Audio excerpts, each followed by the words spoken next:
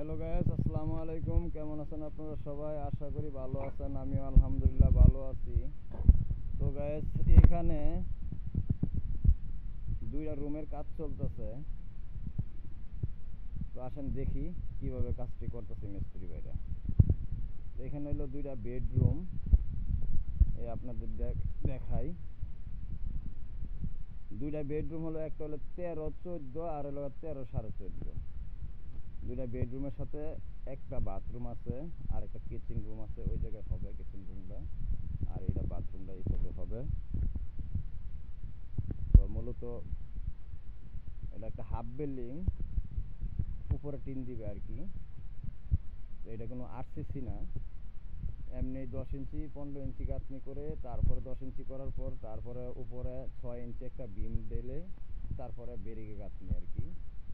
তো কাজগুলি কেমন হলো, কাজটা কেমন হলো, মিস্ত্রি ভাইরা কেমন করলো, এটা অবশ্যই কমেন্ট করে জানাবেন।